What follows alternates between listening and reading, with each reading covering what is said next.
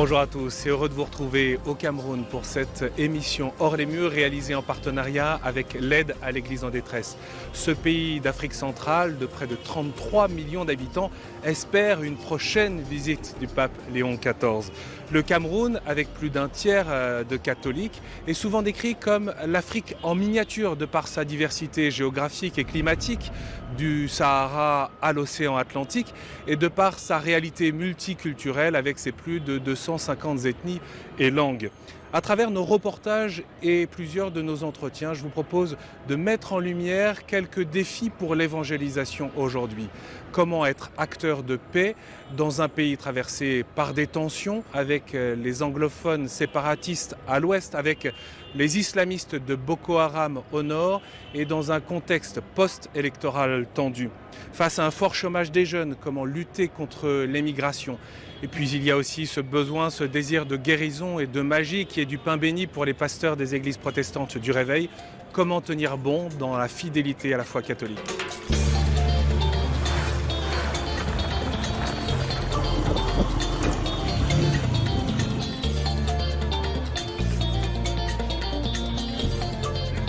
Notre périple commence à Yaoundé, plus précisément dans ce quartier populaire et multiculturel de Siméon, où c'est jour de fête aujourd'hui pour la consécration de l'église Saint-Charles-Borromée, une église paroissiale agrandie pour accueillir tous les fidèles avec un souci particulier de l'unité.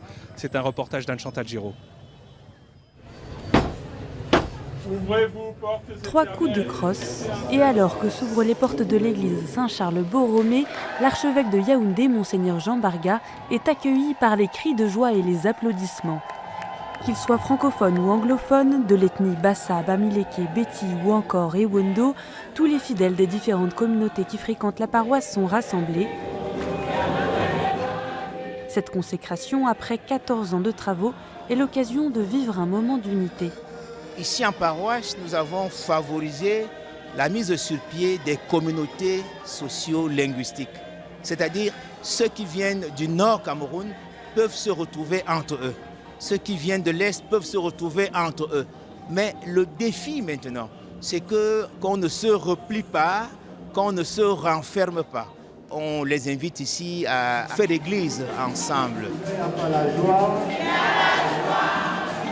Les diverses communautés ethniques présentes sur la paroisse sont mises à l'honneur aujourd'hui, que ce soit dans les danses ou dans le choix des chants. Dans cette célébration, nous exécutons les chants en Ewondo, en Bassa et en Bamileke. Pour l'occasion, les 6 chorales de la paroisse se sont regroupées en une seule. Aujourd'hui, lorsqu'on chante en plusieurs langues, on se sent communautaire, on se sent une famille, on se retrouve dans une famille. Ici, on ne veut pas qu'il y ait des divisions. Tout le monde doit faire un.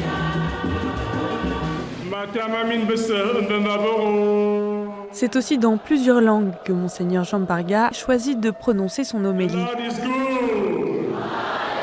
L'archevêque de Yaoundé insiste sur l'importance de l'unité entre tous dans le Christ. Acceptons de partir de nos origines pour nous ouvrir. Ma parenté basique, ethnique, tribale devient une petite base grâce à laquelle je m'ouvre à la parenté de la grande famille des chrétiens. Dans ce quartier cosmopolite. Dans l'assemblée, le chef coutumier Sa Majesté Essomba Beti est présent aujourd'hui.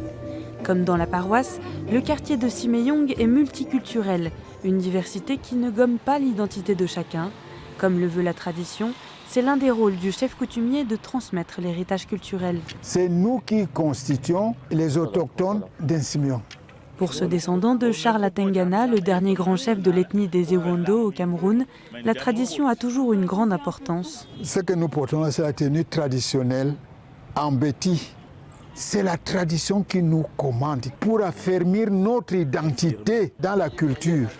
Une tradition qui n'empêche pas la cohabitation avec les différentes ethnies du quartier. Les ancêtres, eux, ne savaient pas, ils ne connaissaient pas ça. Ça, c'est la nouvelle génération dont nous sommes obligés de vivre ensemble avec ceux-là. Il y a des anglophones qui louent chez moi là. Il y a les Bamileke qui louent chez nous. Nous vivons en harmonie. La diversité se reflète aussi dans la cuisine camerounaise, au cœur de la vie sociale et culturelle. Depuis 6 heures ce matin, Félicité et ses amis ont préparé un repas de fête pour la paroisse. Là, c'est le poulet fumé. Au menu, une diversité de plats de la région du centre. Porc sauté aux légumes, poulet fumé, poisson macéré, frites de banane plantain ou encore du manioc. On fait les plats du centre parce qu'on est au centre. Si la base est souvent la même, les ingrédients utilisés et les méthodes de préparation reflètent les différentes pratiques culturelles. Dans le centre, on prépare le coq avec les arachides et les écrevisses. Les babimbi, par contre, préparent avec des arachides crus et ils mettent de la viande. Par contre, les anglophones, ils préparent le coq avec la peau de bœuf, qu'on appelle le héros. C'est autour du grand repas préparé par nos cuisinières que les différentes communautés de la paroisse Saint-Charles-Borromée se retrouvent à l'issue de la messe. Plusieurs jeunes ont rejoint la fête, comme Armelle. Pour elle, la paroisse est un lieu de rencontre, au-delà des clivages, renforcés en cette période post-électorale. Il y a beaucoup de tribalisme sur les réseaux sociaux parce que vous voyez, il y a les stéréotypes qu'on attribue souvent à certaines ethnies camerounaises. C'est peut-être que les Ewondo ont des minutes de folie, les Mamliké aiment trop l'argent. Surtout en période électorale, vous voyez, il y a les gens qui lancent des préjugés, que nous, on veut trop le pouvoir, des choses comme ça. Mais sur les réseaux sociaux, c'est trop violent et trop brut. Donc, on ne peut pas se fier à ça pour former une communauté solide. Siméon veut dire la terre des nations. C'est ce que veut incarner au cœur du quartier la paroisse Saint-Charles-Borromée.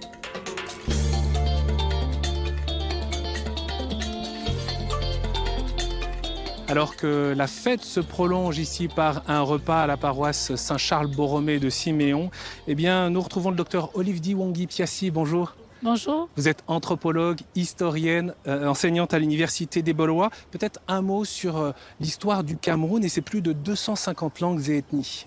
Ces peuples viennent d'horizons divers et ils se sont, au cours de leur trajectoire migratoire, ils sont arrivés et se sont plus au Cameroun. Et ils ont cohabité et ils ont trouvé des réponses à leur mode de vie.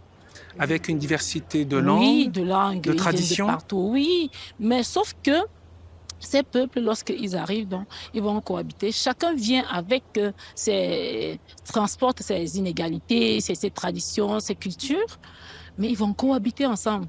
Et on ne peut pas exclure les tensions, les querelles quotidiennes qui ont fait à parvenir aux guerres intestines. Du tribalisme aussi. Oui, j'aime pas beaucoup le mot tribalisme parce qu'au Cameroun, on n'a pas les tribus, on parle plutôt de peuples.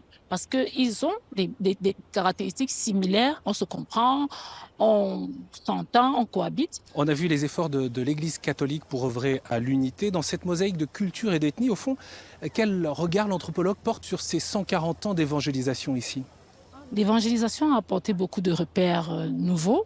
Les langues, les cultures occidentales, la religion, l'aspect spirituel même, qui a changé la donne locale. Parce que beaucoup de peuples se sont christianisés. Sauf que par la suite, elle a joué un rôle de médiateur. Elle a apporté l'éducation, la santé. Elle a aidé l'État à éduquer ses populations, à les soigner, à transformer même les villes. On a eu une forte urbanisation.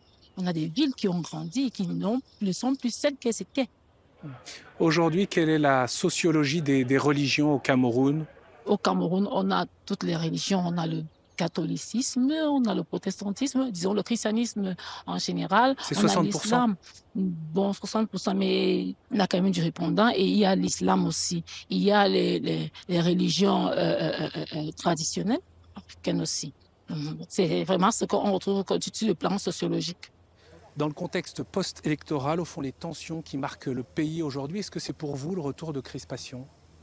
Au retour de crispation, je ne pense pas, mais je dirais peut-être un ras-le-bol pour un système oppressant qui agit sur la longue durée. Alors, les gens ont ras-le-bol, on est fatigué, on veut un changement. C'est vrai qu'on a des tensions sociales, des haines, des discours haineux, des des replis identitaires, mais c'est pas ça, des conflits communautaires même. Mais c'est pas ce que nous voulons. Ce que nous voulons, c'est le vivre ensemble. C'est de nous engager dans des relations interpersonnelles et exclure les marginalisations, les discriminations, les exclusions et tout ce que ça comporte. Le Cameroun, comme on a l'habitude de le dire, c'est une Afrique en miniature. C'est-à-dire que tout, c'est l'Afrique en un, le résumé de toute l'Afrique. Donc, le Cameroun est un pays très riche en diversité ethnique. On a des diversités de cultures, de traditions aussi que nous partageons ensemble, que ce soit au niveau culinaire, que ce soit au niveau culturel, que ce soit au niveau vestimentaire. C'est une richesse incommensurable que les Camerounais partagent ensemble. Merci beaucoup, Dr Olive Diwongi-Piassié, d'avoir été avec nous. Je rappelle que vous êtes anthropologue et historienne ici à l'Université de Borowa. J'ai reçu le Dieu vivant et mon cœur est plein de joie. J'ai reçu le Dieu vivant et mon cœur est plein de joie. J'ai reçu le Dieu vivant et mon cœur est plein de joie. À Douala maintenant, le père Gustave Mohomier, le directeur de la radio-télévision Veritas catholique, nous accompagne à la paroisse Saint-Philippe, quartier bilingue à Bonabéry. 1 million de personnes ont fui les violences des régions anglophones du Nozo, au nord-ouest et au sud-ouest du Cameroun. Ce qu'on a appelé la crise anglophone est le théâtre d'affrontements entre le gouvernement et des groupes séparatistes armés depuis 2016-2017. C'est un conflit peu connu au niveau international. Au départ, la contestation s'est nourrie de la discrimination et de l'uniformisation culturelle et linguistique, mais aussi de la marginalisation politique ou encore de l'abandon économique. Le conflit a ciblé parfois des églises, il a fait au moins 8000 morts. À Bonabéry, quartier pauvre de Douala, exposé aux inondations quand il pleut, nous allons retrouver des familles de déplacés accueillis par la paroisse.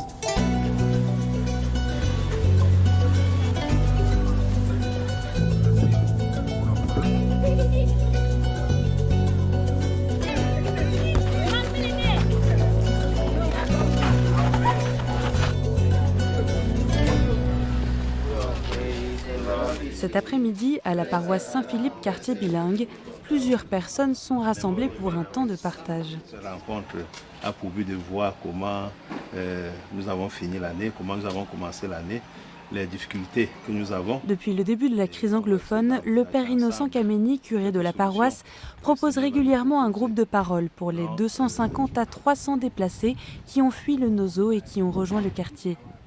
Des civils qui ont tout abandonné, pris pour cible par les séparatistes anglophones qu'on appelle ambazoniens et par le gouvernement central qui contribue lui aussi à la violence. Beaucoup ont perdu leurs activités, donc ils n'ont plus rien à faire là-bas.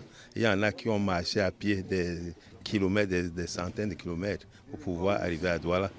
Parmi eux, une majorité de femmes comme Mary, mère de 5 enfants abandonnée par son mari, qui témoigne en pidgin, un anglais simplifié. I left the village because mostly all the time was inside the bush, sleep in the bush. You cannot sleep in the house for 5 minutes. Then the house that I was living there, mostly that Amber boy, they will come and hide behind the backside of my house. Sometimes I run with the children and go and hide in the bush. I born my last born before one reach Douala here. We will take the night now, we will not take no one close. House will be there for place will be there. They burn the house. We close everything inside. Comme Mary, beaucoup ont vu leur vie brisée par la guerre. Maisons incendiées, viols, enlèvements, fusillades, les abus ont été commis de toutes parts. Godwin a lui-même perdu des membres de sa famille. Arrivé à Douala, la détresse a fait place à la désillusion. I'm here like a stranger, see? I just manage and pay the small house the one room that we live there. And as I'm talking like now, at the moment, the children have been driven from fees. So we are just stranded. Here you in Douala, you have to buy food. You have everything you buy. Buy water, you buy. Wood, you buy. At our village, we live free, but with this problem like this, you see, cannot. Yeah, we are just struggling. James, dont la femme et les enfants sont morts, ne veut plus parler du passé. Me, I don't care what happened because I've tested the pain. I've tested the pain. Alcohol has become our substitute of consoling us. James est indigné face au nouveau quotidien des déplacés, pris entre l'alcool, le vol, la drogue et la prostitution dont sont victimes notamment les jeunes filles et les enfants déplacés à la recherche de revenus pour survivre. What about our children? What about those who are prostituting here? They are paying them how much? $250. Face à la détresse de ces déplacés, la paroisse se mobilise pour les aider financièrement, qu'ils soient chrétiens ou non. Parfois, je lance les cris aux chrétiens de leur venir en aide. Et parfois, les chrétiens donnent quelque chose, quelques grains de riz, le savon.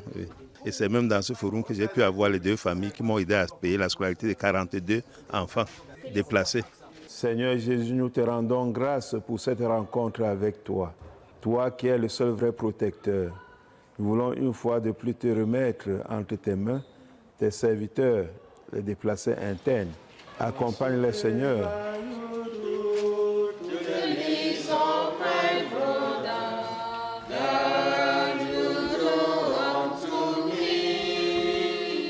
Beaucoup ici témoignent du soutien qu'ils trouvent auprès de l'Église, soutien matériel mais aussi soutien spirituel qui les aide à tenir et même à rendre grâce à Dieu, malgré tout.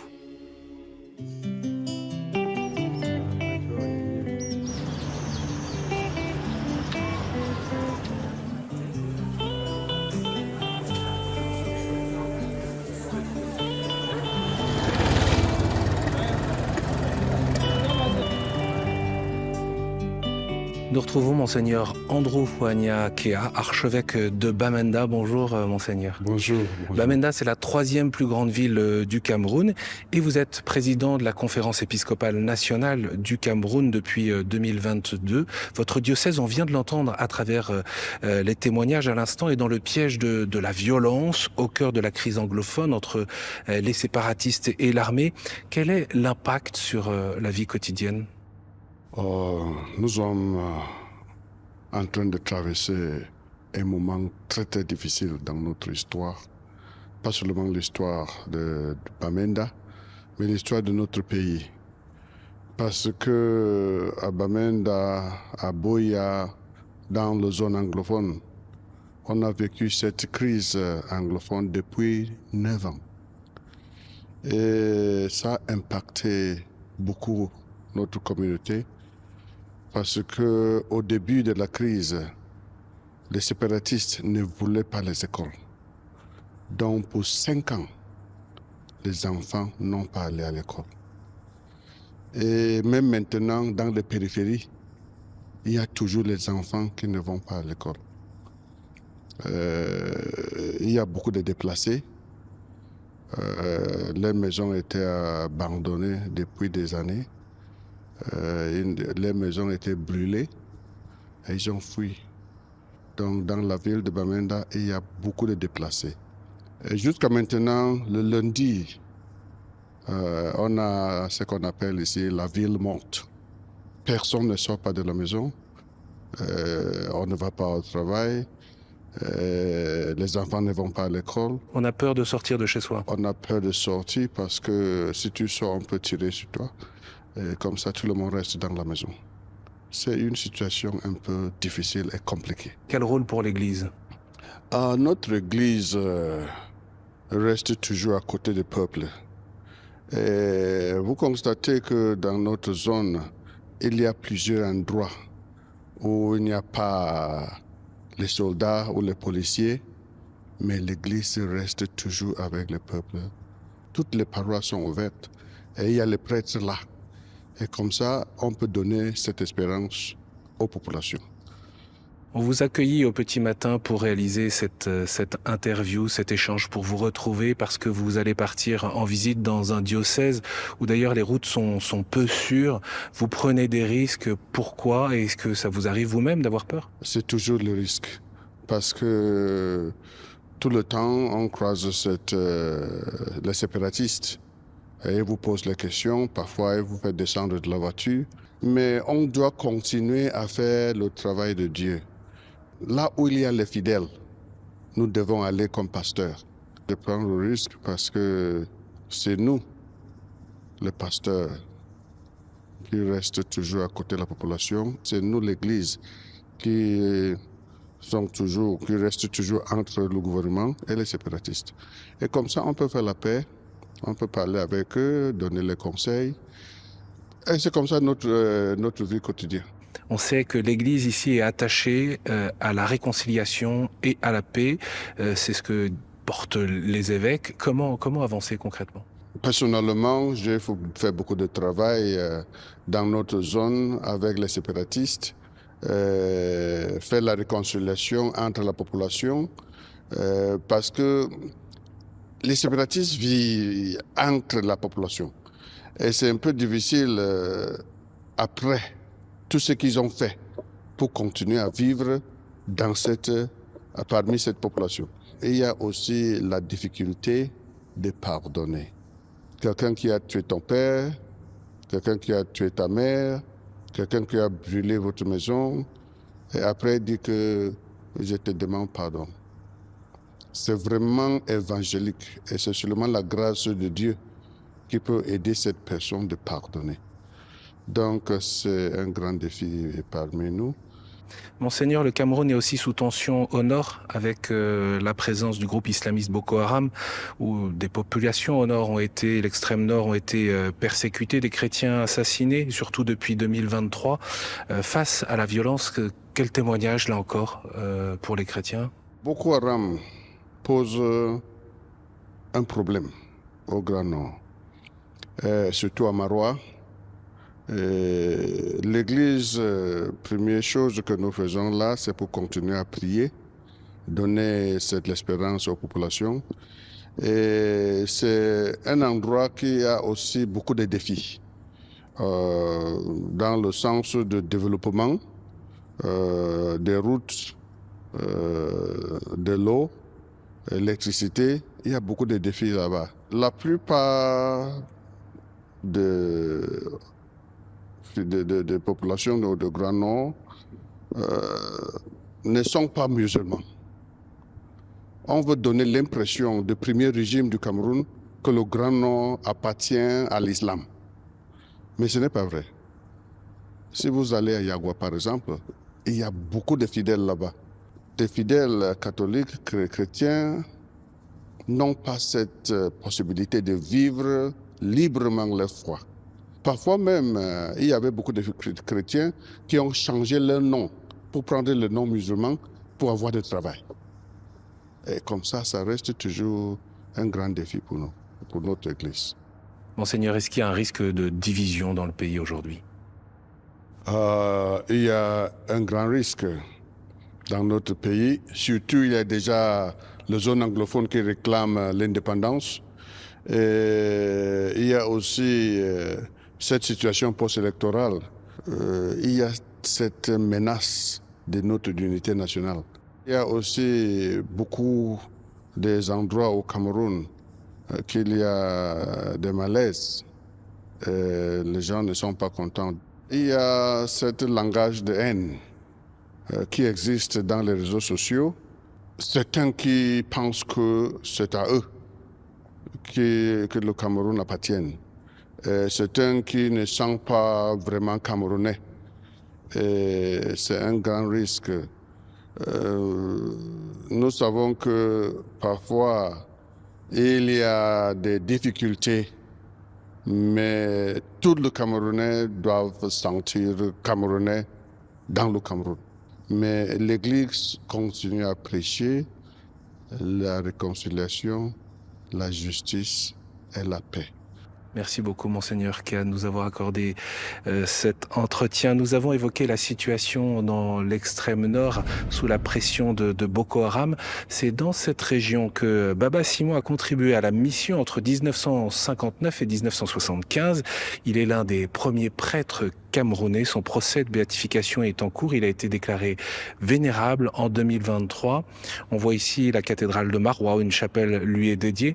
Notre journaliste Frédéric Jakovlev nous emmène à Tokombéré, là où mission rime avec développement humain intégral. C'est un petit musée, très simple, celui d'un homme qui sera probablement un jour béatifié, un de ces missionnaires qui a donné sa vie pour les plus pauvres. Alors ici, nous sommes dans la chambre de Baba Simon. C'est là où il vivait. Donc il était simple, il marchait pieds nus comme nos frères montagnards. Et c'est pour ça qu'on l'appelait le missionnaire aux pieds nus. Baba Simon, c'est ce prêtre visionnaire qui, 50 ans après sa mort, continue d'inspirer le Cameroun, à l'image de ce pèlerinage. Voilà. C'est ici qu'on commence la première station. Ce jour-là, malgré une température caniculaire, ils sont 6, venus marcher sur les pas de Baba Simon. Né en 1902, Baba Simon est le premier missionnaire camerounais. Nous sommes en train de grimper la montagne Baba Simon. C'est dur pour monter, mais on y arrivera. C'est important pour nous, et même pour notre vie spirituelle. Ce chemin vers les hauteurs, Baba Simon l'a emprunté durant une vingtaine d'années.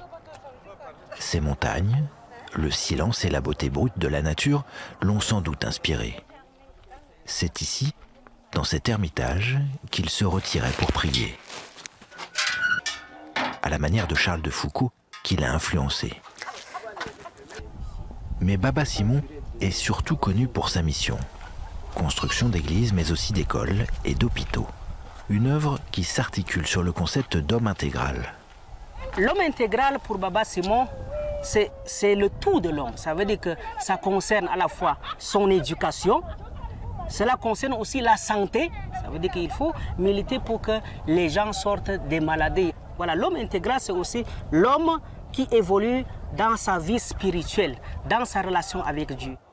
Lorsque Baba Simon s'installe à Tukumbéré en 1959, cette ville du Nord Cameroun n'existe pas encore. Elle va se développer autour de la paroisse du prêtre pour devenir, quelques années plus tard, la sous-préfecture de la région.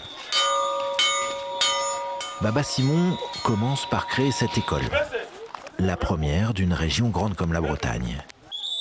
Elle accueille principalement des Kirdis, ces enfants des montagnes, méprisés de tous parce qu'ignorants. 50 ans plus tard, son œuvre continue jusqu'aux méthodes d'enseignement, rien n'a changé.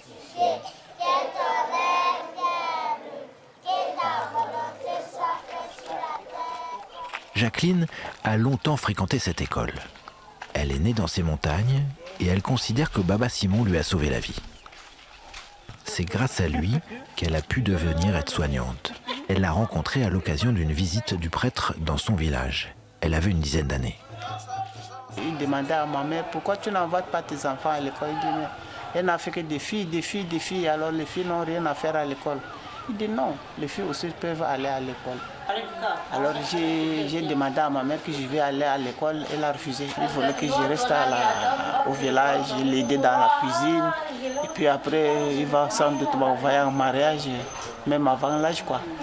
Ça m'a énervé et je me suis évadé dans la nuit, au petit matin, pour venir à l'internat de Baba Simon. À mes enfants, je leur dis, si aujourd'hui vous avez fait des études, c'est grâce à Baba Simon. Si lui ne venait pas dans mon village, je ne serais jamais venu à l'école. L'autre pilier de l'œuvre de Baba Simon, c'est la santé.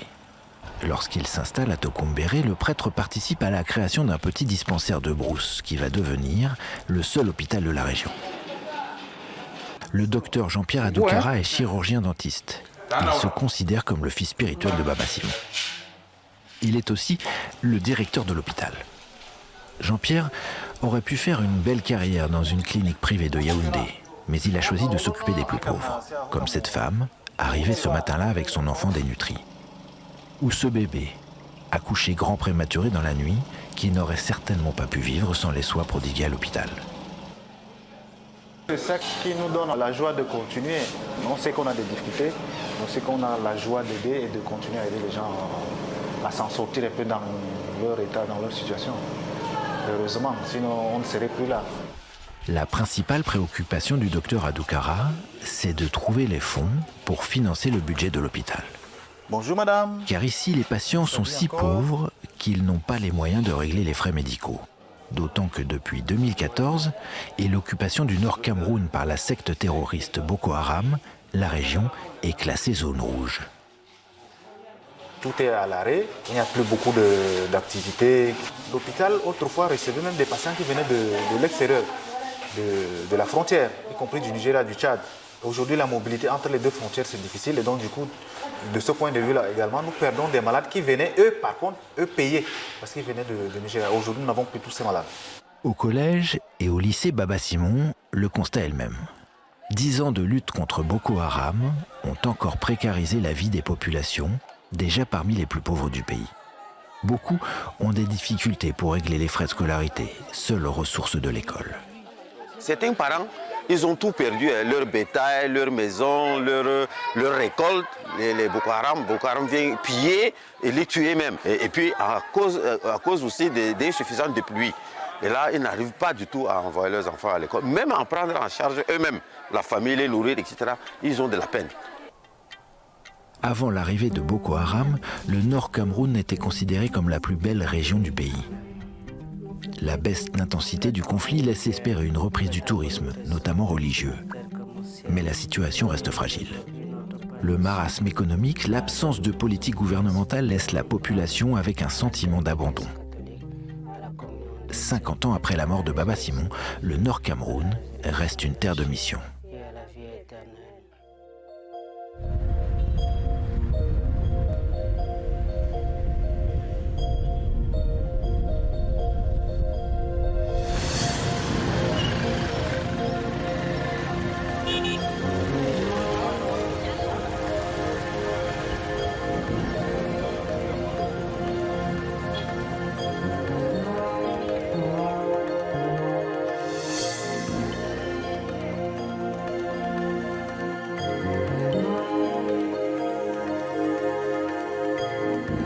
Nous retrouvons maintenant l'archevêque de Douala, Monseigneur Samuel Cléda. Merci beaucoup de nous accueillir ici dans votre archevêché.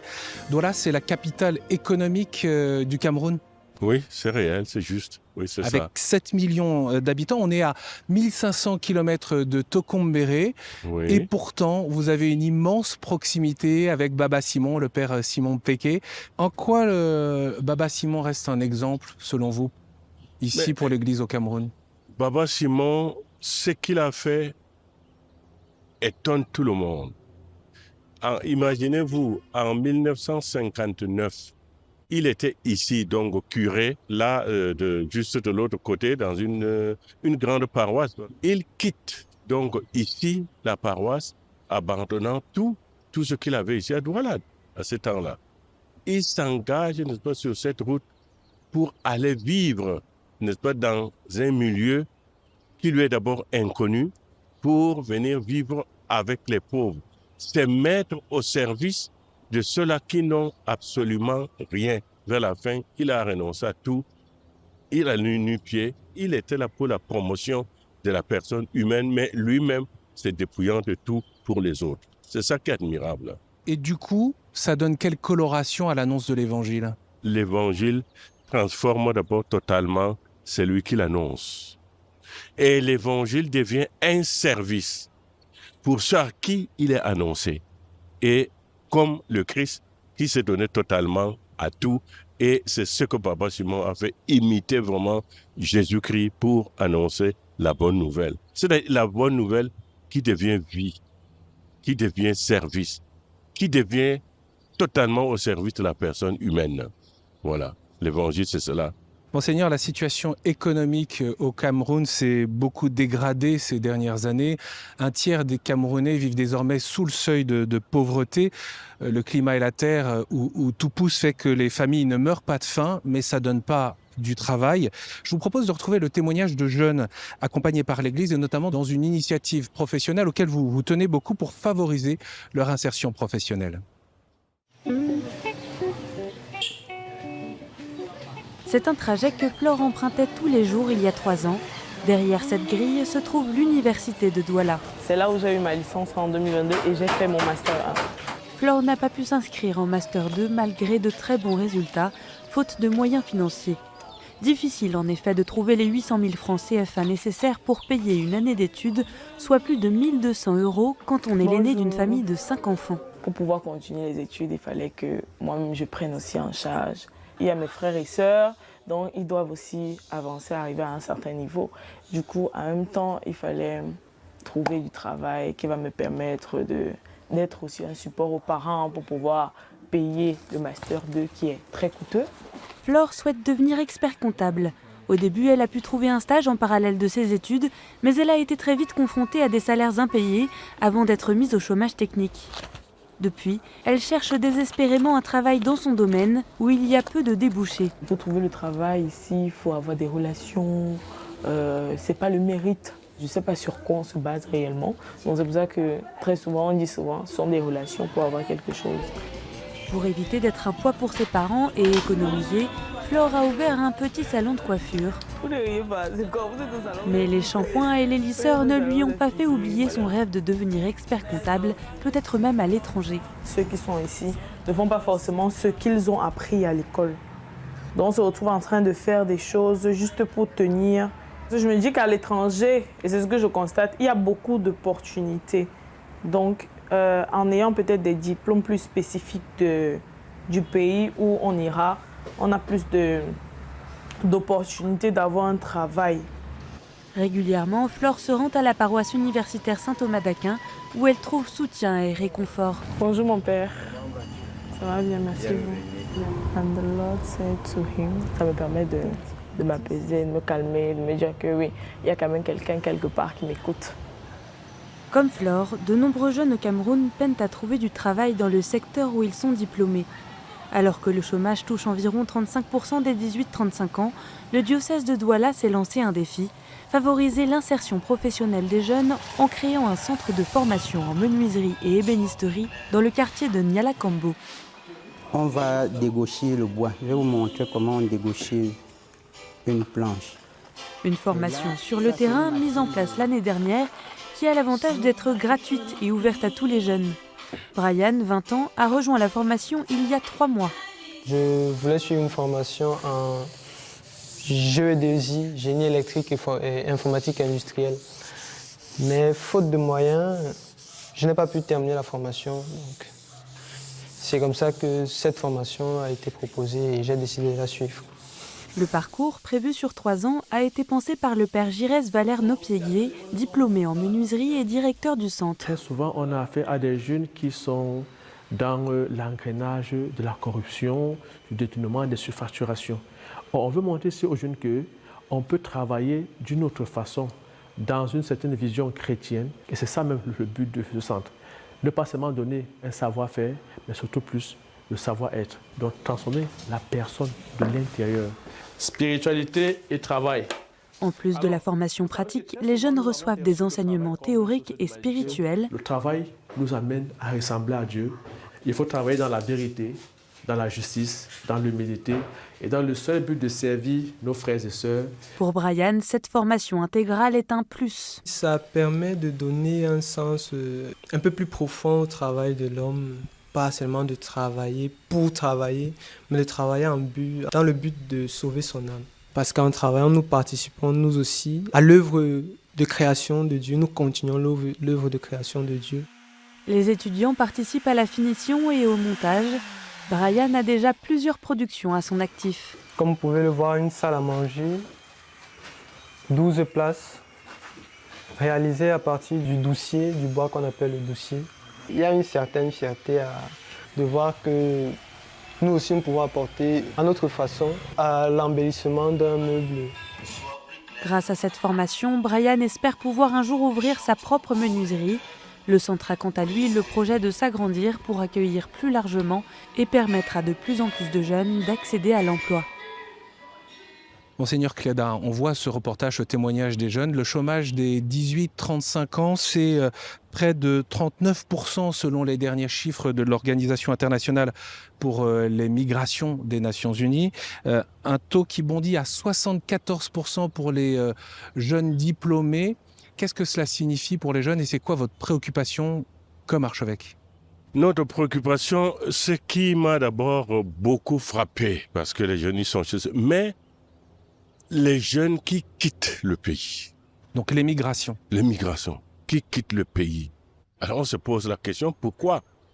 Effectivement, les raisons sont là. Tous ceux qui ont étudié, qui arrivent même, n'est-ce pas, à un niveau, à la licence, au niveau Master 1, Master 2, même ceux qui sont inscrits en cycle de doctorat, mais ils finissent, il n'y a rien à faire. Ils sont là, il n'y a pas d'emploi.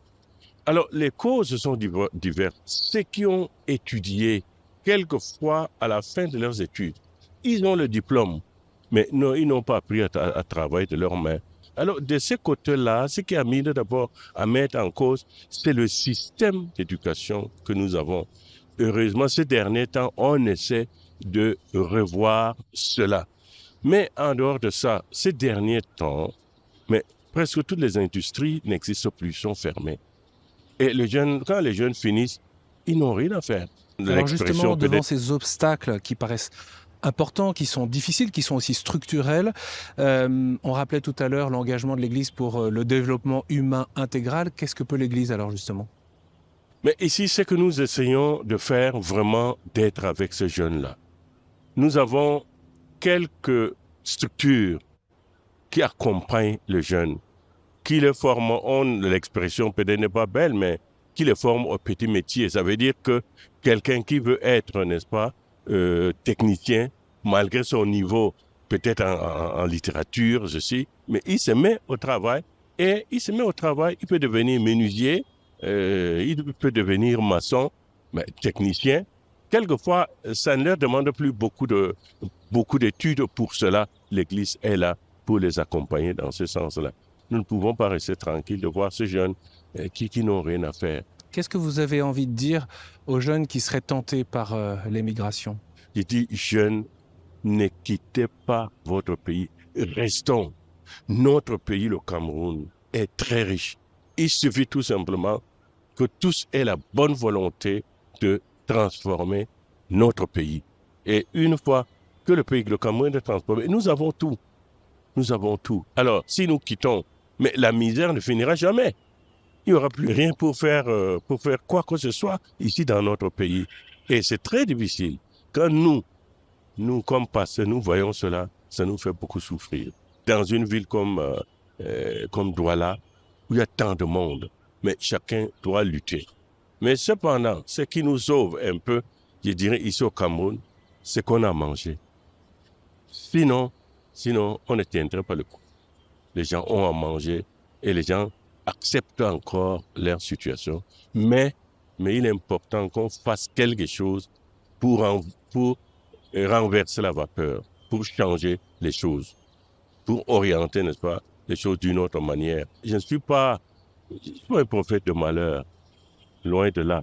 Mais il faudrait quand même donner quelque chose qui pousse les jeunes à espérer. C'est surtout ça. Le Cameroun attend le pape Léon XIV.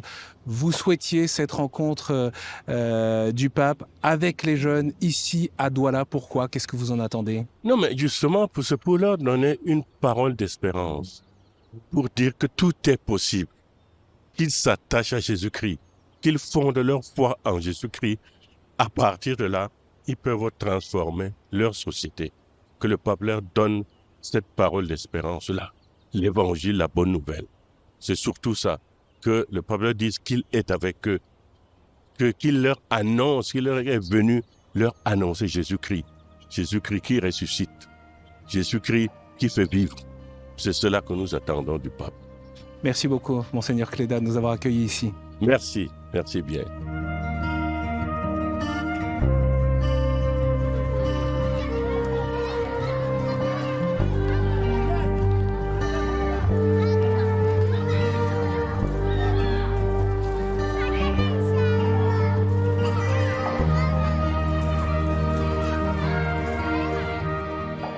Le témoignage évangélique, il s'authentifie auprès des plus pauvres. Dans le quartier de la Briqueterie à Yaoundé, quartier défavorisé, pour accueillir et accompagner les enfants qui vivent dans la rue, sœur Marie Bernard a fondé l'orphelinat Goulzamba, puis le collège Sainte-Famille dans les années 1980. C'est une œuvre qui se poursuit aujourd'hui avec la congrégation des Filles de Marie et l'aide des anciens pensionnaires.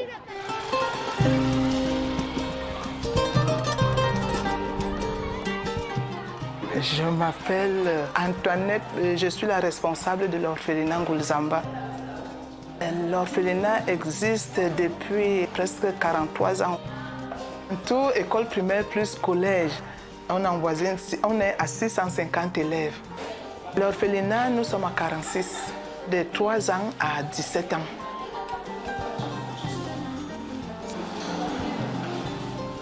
Je suis la sœur Jeanne-Antoine. J'ai 15 ans de vie religieuse. En plus d'être principale au collège Sainte-Famille, je suis aussi enseignante de mathématiques. C'est le côté des filles. Notre charisme, c'est au service du pauvre et du petit. Comme qualité ici, il faut d'abord être une âme de prière. Après, il faut avoir des qualités humaines. Il faut être douce, aimer les enfants. Un secret entre elles. Tous ces enfants nous viennent des affaires sociales.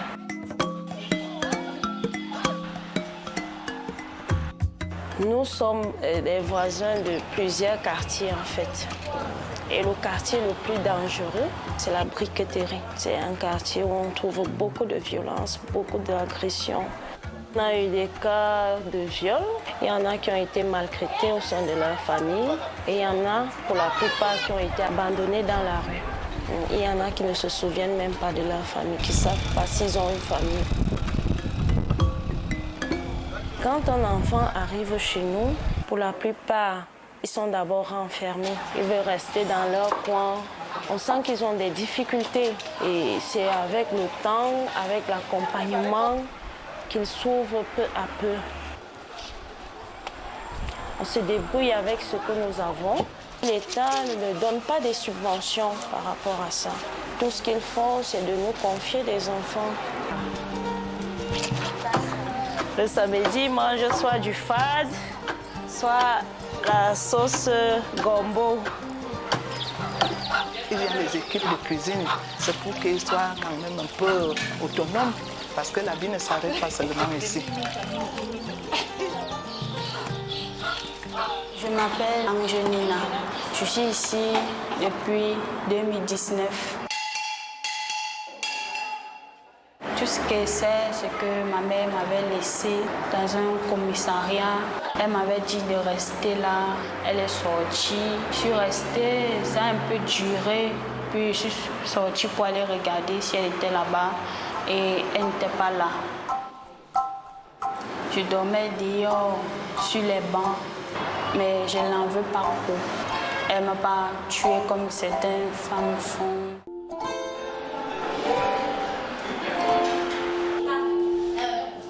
C'est dans là qu'ils m'ont amené chez les affaires sociales. Ils m'ont dit, là où on t'amène, il y a les sœurs. Les sœurs sont gentilles et on nous entretient bien à l'école.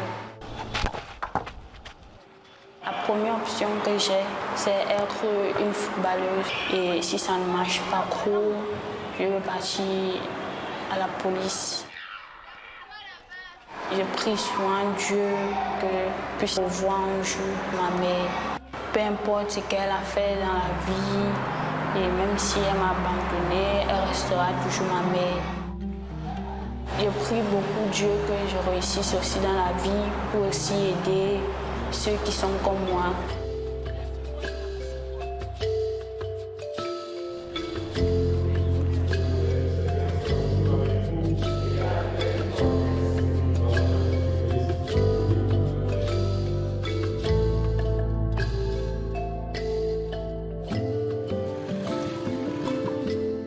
Dernière étape de notre émission, le sanctuaire Marie Médiatrice d'Etoudi à Yaoundé, lieu de dévotion populaire. Et nous y retrouvons le père Éloi Placide Gandhi, le curé et recteur de ce sanctuaire. Merci beaucoup de nous accueillir ici. Merci de venir à nous. Je signale aussi que vous êtes l'un des exorcistes diocésains. On a largement évoqué dans cette émission la mission prophétique de l'Église à propos de la justice, de la paix, de la dignité de la personne humaine. Parlez-nous de la foi des Camerounais. La foi des Camerounais, elle est vive. Et quand on est dans un sanctuaire, on a l'occasion de le constater. Quand on voit le nombre de personnes qui viennent et avec la régularité, nous pouvons conclure qu'il y a un véritable attachement au Christ. C'est une foi vive. On dit, Père, qu'il est difficile de se séparer de ces croyances traditionnelles avec le désir de guérison, les pratiques de magie. C'est du pain béni pour les pasteurs des églises du Réveil, qui sont protestantes, évangéliques, pentecôtistes. Ça peut paraître curieux, mais il y en a qui n'ont pas d'autre culture religieuse que la culture chrétienne catholique. Régulièrement, nous recevons des gens qui se refusent justement à toute autre croyance, à tout autre attachement qu'au Christ. Le prêtre reste pour eux une figure de proue, une figure de stabilisation sociale, en plus évidemment de garantir une sécurité spirituelle. Et alors ce rapport aux cultures traditionnelles? Les tentations surviennent avec la maladie, avec la pauvreté. On a besoin de résoudre des problèmes concrets et quand on n'y arrive pas, on cherche donc des forces supérieures. Et souvent, le Dieu de Jésus-Christ apparaît à ce moment-là comme étant lent à agir. On cherche celui qui peut apporter une solution beaucoup plus rapide, l'immédiateté. Alors, cette magie peut être d'ici, c'est-à-dire les spiritualités propres aux cultures camerounaises. Cette magie peut être, je peux dire, chrétienne aussi, parce que nous avons des églises de réveil qui proposent un Dieu à la solde de l'homme, à qui on va donner des ordres et qui va réagir tout de suite. Ou pas? Alors, généralement, quand il ne réagit pas tout de suite, nous avons le retour. Des gens qui disent « Je suis allé dans telle église parce que j'avais tel problème. Ils m'ont dit qu'il va être résolu. En 2 semaines, ça n'a pas été résolu. Je suis allé à une autre. Je suis allé voir tel magicien, tel praticien. Ça n'a pas marché. Et je rentre à la maison. » Et alors, qu'est-ce que dit le prêtre que vous êtes? Le prêtre que je suis invite les gens, les chrétiens, à la fidélité, à avoir réellement confiance en Dieu et à ne croire qu'en lui. Parce que en s'asseyant sur 2 chaises, on risque l'écartèlement. Comment tenir bon dans la fidélité à la foi catholique? Tout simplement en choisissant d'être un peu courageux, parce que la vie est un peu difficile, et ce sont ces difficultés de la vie qui parfois font qu'on cherche Dieu partout. Pour tenir bon, il faut être courageux, c'est-à-dire assumer notre fragilité pour affronter le quotidien. D'autre part, être vraiment confiant en ce Christ-là qui sauve, qui libère, qui est avec nous au quotidien de notre vie. Et enfin, le choisir et de manière exclusive. Merci Père de nous avoir accueillis ici au sanctuaire Marie Médiatrice de Yaoundé. Nous arrivons au terme de cette émission. Il y a un adage populaire qui dit si on t'explique le Cameroun et que tu as compris, alors c'est qu'on t'a mal expliqué. Pourtant, tous ceux qui nous ont accompagnés, nous ont accueillis, se sont donné du mal pour nous donner à voir et à comprendre quelques-uns des défis de l'évangélisation et l'enjeu du développement humain intégral au Cameroun, qui espère, vous l'avez compris, la visite du pape Léon XIV. Et on remercie tous ceux qui nous ont accompagnés, accueillis. Merci à ceux qui ont rendu possible cette émission, la conférence épiscopale et les diocèses de Maroua, de Douala, de Yaoundé. Merci aux évêques, au secrétaire général de la conférence épiscopale, aux abbés Philippe Chimchwa, Bertrand Apollinaire Zumumendo et à Gustave Mohomier. Merci à la rédaction de KTO mobilisée pour cette émission Hors les murs qui était en partenariat avec l'aide à l'Église en détresse. Et puis bien sûr, merci à vous qui nous suiviez avec fidélité. À très bientôt.